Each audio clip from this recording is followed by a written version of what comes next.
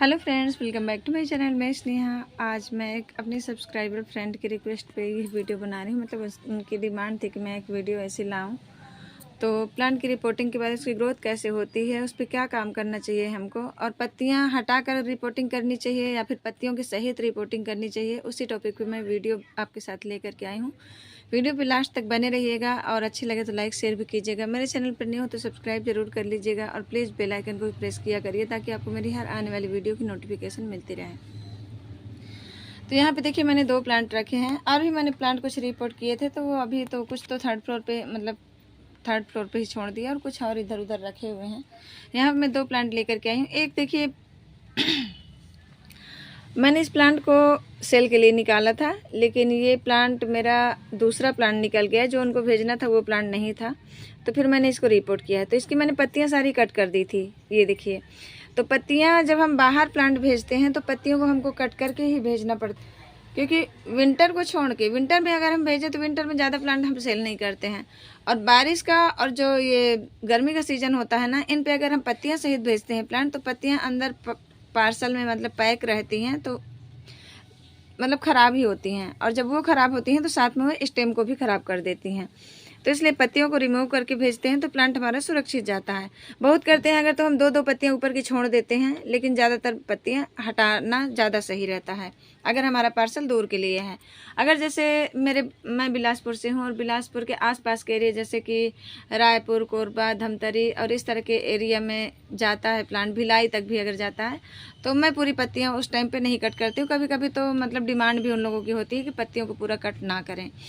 तो यहाँ पे 3 दिन में पार्सल पहुँच जाता है, 3 या 4 दिन में, तो प्लांट को कोई दिक्कत नहीं होती है, आराम से। अब पत्तियाँ रहने और ना रहने के फ़ायदे और नुकसान क्या हैं। बहुत ज़्यादा पत्तियाँ रहती हैं तो भी प्लांट थोड़ा शौक में जाता है और जो पुरानी पत्तियाँ होंगी उनको झाड़ देगा।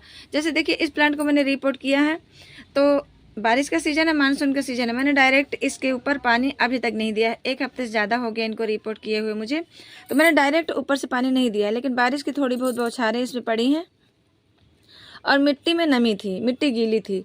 अब उसके बावजूद देखिए, जो नीचे के पत्ते थे इसके, ये गिर गए हैं और इतना पत्ता इसका बचा हुआ है। तो क्या हो गया, एक हफ्ते में हमारा प्लांट का जो दिख रहा है कि ग्रोथ होना स्टार्ट हो गई है। देखिए यहाँ पे न्यू पत्तियां भी आनी शुरू हो गई हैं। तो पत्तियों के रहने से क्या है, हमें जो ग्रोथ की तसल्ली है ना, थोड़ा जल्दी ग्रोथ दिखाई देने लगती है। और जब पत्तियां हमारे प्लांट पे नहीं रहती हैं, अब इसमें देखिए, इस पे ग्रोथ, अभी जो ये पत्तियां हैं ना, ये 2-2 पत्तियां मैंने छोड़ी हुई थी, तो इस प्लांट पे पत्ती हमको नहीं दिख रही है।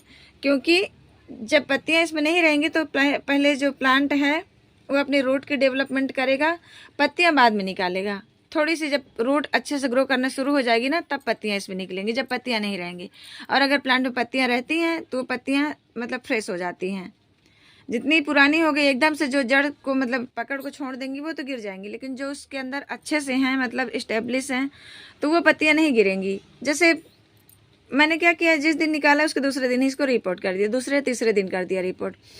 पर जो ट्रैवलिंग में प्लांट रहता है ना हफ्ते भर के लिए, वो प्लांट हमारा थोड़ा सा डिहाइड्रेट होता है, उसका कोडेक्स भी थोड़ा सा श्रिंक हो जाता है। कई लोग कंप्लेंट भी करते हैं कि प्लांट आपने बहुत छोटे मतलब भेज दिए।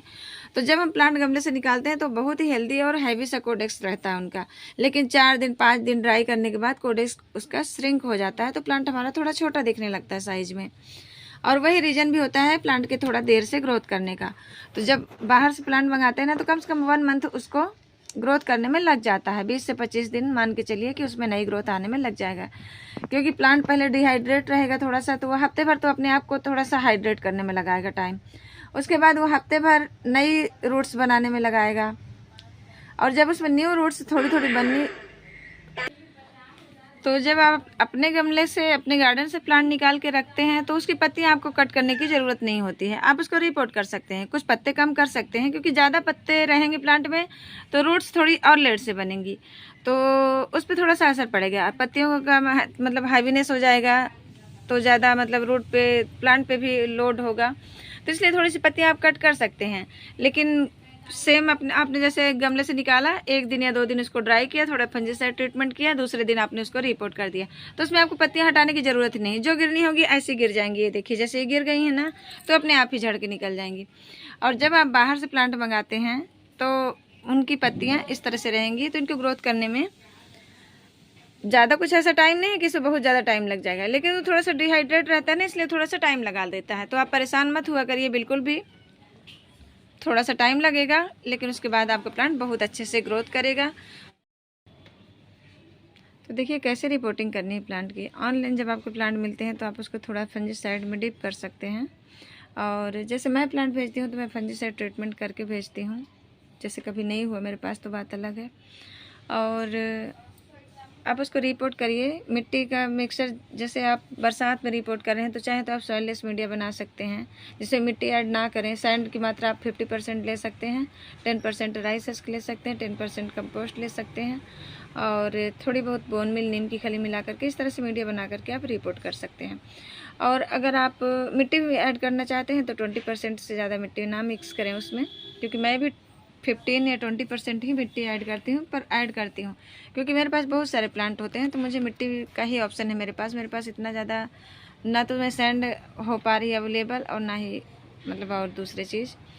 तो जो है मेरे पास उसी मीडियम में अपने प्लांट ग्रो कर रही हूँ।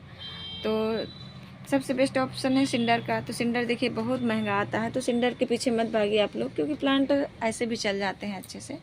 तो सैंड सबसे बेस्ट है। अगर आप नहीं है कुछ राइस हस्क वगैरह कुछ भी नहीं है ना, तो प्योर सैंड में कंपोस्ट मिला करके भी आप प्लांट को लगा सकते हैं, और आराम से ईजिली ग्रो हो जाएगा प्लांट आपका। और उस पर बस सैंड आपको वो वाली लेनी है जो मोटी वाली होती है, जिसको दिल्ली या और जगह पे बदरपुर के नाम से जाना जाता है। तो उसको लीजिएगा। कंस्ट्रक्शन सैंड होती है जो ईंट की जुड़ाई में काम आती है, जिसमें थोड़े थोड़े बजरी के पार्ट भी होते हैं। छनी हुई बारीक वाली सैंड बिल्कुल नहीं लेनी है, वो पानी को और ज़्यादा होल्ड करता है। तो उस पर प्लांट को अडेनियम को बिल्कुल मत लगाइएगा। ये देखिए जैसे ये प्लांट रहते हैं ना, ये देखिए इस पर बजरी के पार्ट आपको दिख रहे हैं ना, तो ये मोटी वाली सैंड रहती है।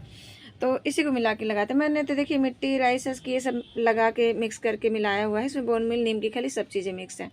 तो ऐसे ही मिक्स करके मीडिया आप बना के लगा सकते हैं प्लांट को, कोई दिक्कत नहीं होती। हफ्ते भर पहले ही मैंने इनको देखिए रिपोर्ट किया है, बहुत अच्छे से चल रहे हैं। शेड में रखा है, बारिश में मैंने डायरेक्ट नहीं रखा है। हाँ, बौछार का पानी थोड़ा बहुत पड़ जाता है, पर वाटरिंग भी अभी तक नहीं की थी मैंने। तो देख लीजिएगा, बारिश का सीज़न है और अगर मिट्टी गीली है तो थोड़ा सा एकदम भर के पानी आप मत दीजिएगा, थोड़ा सा उसको रहने दीजिएगा, थोड़ा पानी डालिएगा ताकि नहीं, है ना, इतना ही देना है। तो फिर आपका प्लांट बहुत अच्छे से ग्रो करेगा, ना ख़राब होगा, क्योंकि पानी ही सबसे मेन इस समय काम करता है। पानी ज़्यादा होगा तो प्लांट ख़राब हो जाएगा। पानी अच्छे से मतलब जितना ज़रूरत है उतना मिलेगा तो प्लांट आपका अच्छे से चलेगा।